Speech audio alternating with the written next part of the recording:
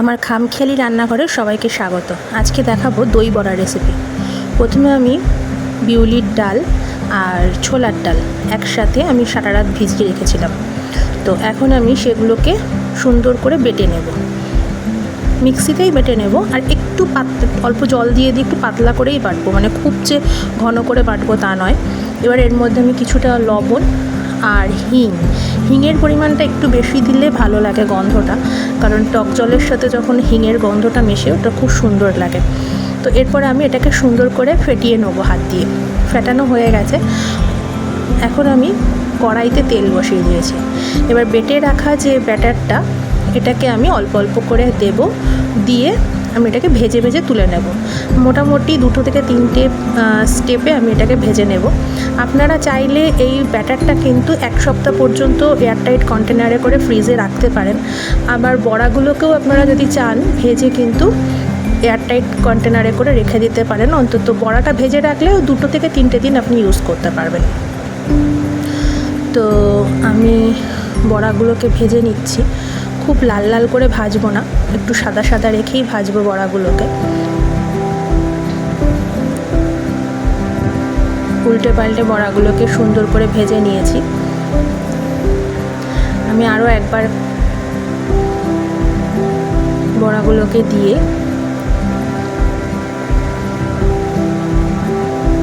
ভেজে নিচ্ছি।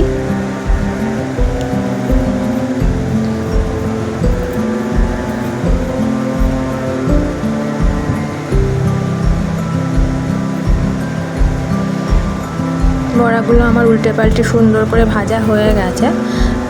এবার আমি বড়াগুলো তুলে নেব। এবার একটা পাত্রে আমি বেশ কিছুটা পরিমাণে জল নেব, নর্মাল রুম টেম্পারেচারের জল নেব। এতে আমি দিয়ে দেবো 2 চামচ মতো বিট লবণ, আর দিয়ে দেবো একটা সিক্রেট মশলা, যে মশলাটা আমি শুকনো লঙ্কা, দারচিনি, জিরে, ধনে আর মৌরি একসঙ্গে ভেজে তৈরি করেছি। তো এই মশলাটা আমি জলের মধ্যে দিয়ে ভালো করে চামচ দিয়ে মশলাটাকে গুলে নেব, যাতে লবণ আর মশলাটা সুন্দর করে গোলা হয়ে যায়। এখন এই জলের মধ্যে জলটা আমি একটু রেখে দেবো যাতে লবণটা একটু গলে যায়। আর এরপর এই জলের মধ্যে আমি দিয়ে দেবো ভেজে রাখা বড়াগুলোকে। ভেজে রাখা বড়াগুলোকে আমি ঠিক এইভাবে জলের মধ্যে দিয়ে দিয়েছি। কিছুক্ষণ পরে এই বড়াগুলো না জলটা খেয়ে বেশ ফোলা ফোলা হয়ে যাবে একদম। তো আমি এটাকে খানিকক্ষণ ঢেকেও রেখেছি, মিনিট 4-5 মতো। এবার দেখুন আমার বড়ার থেকে আমি হালকা হাতে চিপে জলগুলোকে বের করে নিচ্ছি। বড়াগুলো কিন্তু যথেষ্ট নরম হয়ে গেছে, দেখেই বুঝতে পারছেন একদম স্পঞ্জের মতো, কোনোটাই কিন্তু ভেঙে যাবে না। শুধু হালকা হাতে প্রেস করে জলটাকে একটু বের করে নিতে হবে।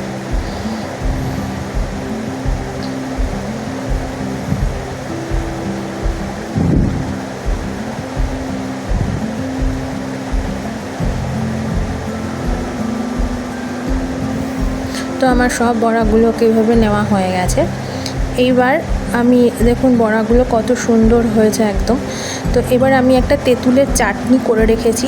আপনারা যদি চান আমাকে রিকোয়েস্ট করলে আমি তেঁতুলের চাটনির লিঙ্ক, মানে ডেসক্রিপশান বক্সে আপনাদের লিঙ্ক দিইনি, কিন্তু চাইলে আমি রেসিপিটা আপলোড করব। এবার আমি একটা পাত্রে দই নিয়ে নিলাম, যে দইটা আমি 2 ঘন্টা মতো জল ছেঁকে রেখে দিয়েছিলাম। দিয়ে দিলাম এতে আমি একটু বিট লবণ, আর ওই ভেজে রাখা যে সিক্রেট মশলাটা ওটা একটু বেশি পরিমাণেই দেব, আর দেব স্বাদ মতো চিনি।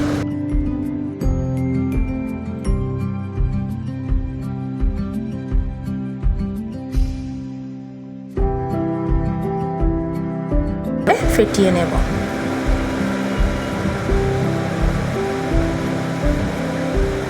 দেখুন আমার টক দইয়ের সাথে এটা ফেটানো হয়ে গেছে। এবার আমি জল থেকে তুলে রেখেছি যে বড়াগুলো, সেগুলোকে আমি টক দইয়ের মধ্যে দিয়ে দেব, দিয়ে উল্টে পাল্টে মিশিয়ে আমি এটা মিনিট 15 মতো রেখে দেব।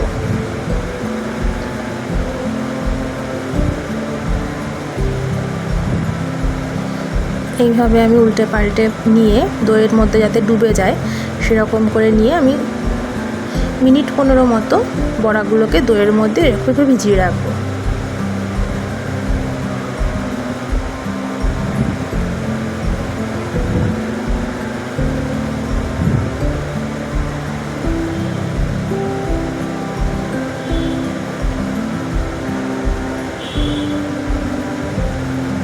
তো 15 মিনিট মতো হয়ে গেছে। এবারে আমি ঢাকনাটা খুলবো। দই যতটা পরিমাণ দরকার ছিল, বড়াগুলো দইয়ের থেকে দইটা টেনে নিয়েছে ভেতরে। এবার একটা প্লেটে আমি এটা গার্নিশ করব। প্রথমেই বড়াগুলোকে আমি একটু একটু করে সাজিয়ে দেব।